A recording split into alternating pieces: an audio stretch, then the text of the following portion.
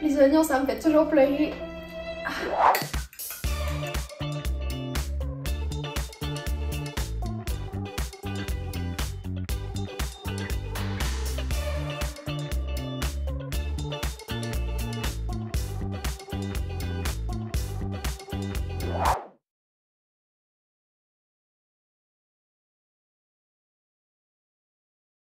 Bonjour tout le monde! Je suis super excitée de vous retrouver aujourd'hui pour une émission spéciale cuisine. Tu sais, cuisiner peut être une excellente façon de donner de l'amour à notre planète. Malheureusement, le gaspillage alimentaire peut avoir de très gros impacts environnementaux et on estime qu'environ un tiers de toute la nourriture qui est produite dans le monde est perdue ou jetée. Et pourtant, 700 millions de personnes souffrent de la faim dans le monde. De plus, quand un aliment se décompose dans le dépotoir, il libère des gaz à effet de serre, ce qui pollue beaucoup. Alors, j'ai eu envie de te montrer une petite recette qui permet d'éviter de jeter des légumes qui sont encore parfaitement comestibles, même s'ils sont rendus un peu moches.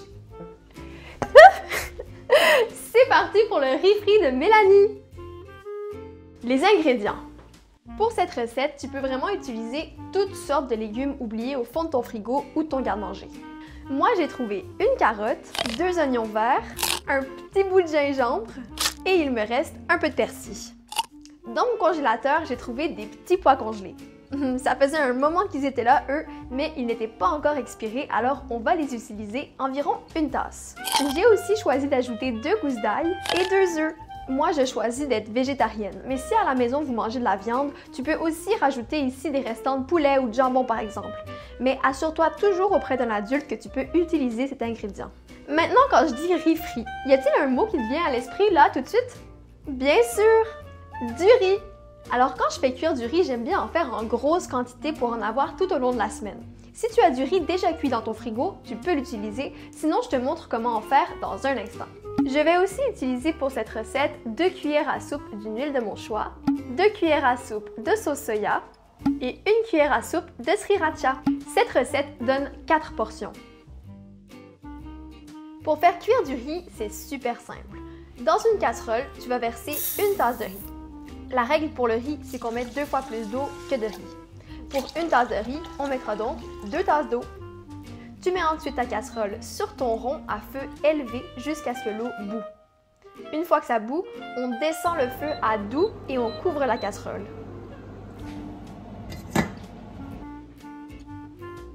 Lorsque l'eau est complètement évaporée, environ 10 minutes plus tard, ton riz est prêt. On va ensuite préparer nos aliments pour le riz frit. Une fois que je les ai bien lavés, je vais éplucher et couper l'oignon vert, le persil, la carotte, le gingembre et l'ail. Si tu n'es pas habitué à manier un couteau, demande de l'aide à un adulte pour cette étape.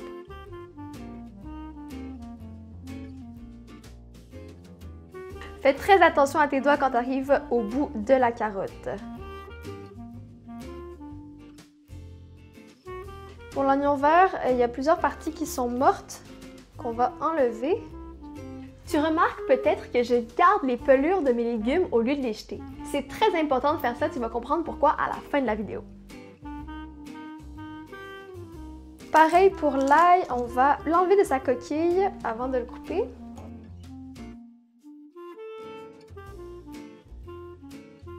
Ensuite, je vais casser mes œufs dans mon petit bol et mélanger à l'aide d'une fourchette.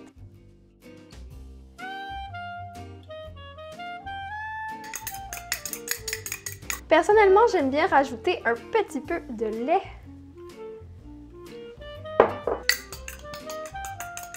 Et voilà, on est maintenant prêt à aller au fourneau. La cuisson.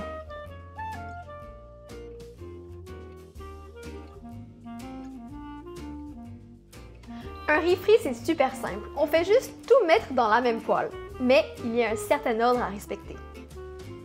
On va d'abord chauffer l'huile d'olive dans une poêle à feu moyen élevé. Petit truc pour savoir quand l'huile est chaude, on met un petit bout d'aliment et dès qu'il commence à crépiter, c'est chaud. Alors dès que c'est chaud, on met les ingrédients qui mettent le plus de temps à cuire en premier.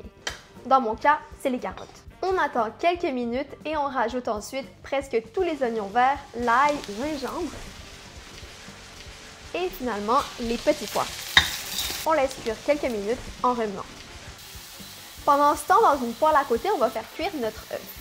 On n'a qu'à le déposer dans la poêle un peu huilée ou beurrée jusqu'à ce qu'il soit cuit avec un peu de sel et de poivre.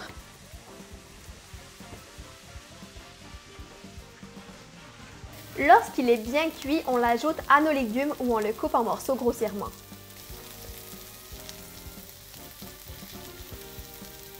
Enfin, on ajoute le riz, le persil, la sauce soya et la sriracha. Et on laisse tout s'affrir en mélangeant souvent pendant environ 8 minutes. Moi, j'en profite toujours pour faire un peu de vaisselle.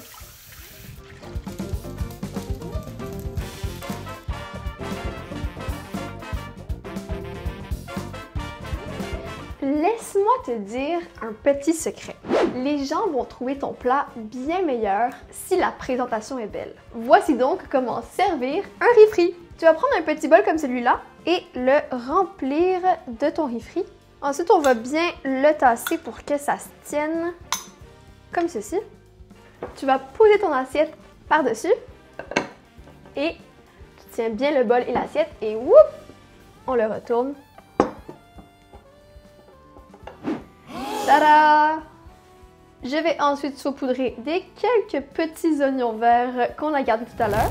Et moi, j'aime ça épicé, donc je vais mettre un petit peu de sriracha par-dessus, mais tu n'es vraiment pas obligé ou tu peux utiliser n'importe quelle autre sauce piquante. Et le tour est joué! Ne jette pas tes pelures de légumes. Tu te rappelles au début quand je te disais de ne pas jeter tes pelures de légumes? Eh bien, je te conseille de les conserver au congélateur dans un contenant qui se ferme comme celui-ci. Tu peux aussi garder les os de la viande que vous mangez à la maison. Dès que tu en as accumulé une bonne quantité, tu peux couper les légumes en petits morceaux et les mettre dans un chaudron avec 8 tasses d'eau. Tu peux aussi rajouter de l'ail et des herbes pour un peu plus de goût. On amène à ébullition, puis on baisse le feu et on laisse mijoter ça 45 minutes. Ensuite, reste plus qu'à filtrer le tout et bam! Un excellent bouillon de légumes qui se conserve 1 à 2 semaines dans un pot au frigo ou pendant des mois au congélateur. Avec un bouillon de légumes, tu peux faire plein de choses comme de la soupe, du risotto et c'est tes parents qui vont être contents de ne plus avoir à en acheter en épicerie.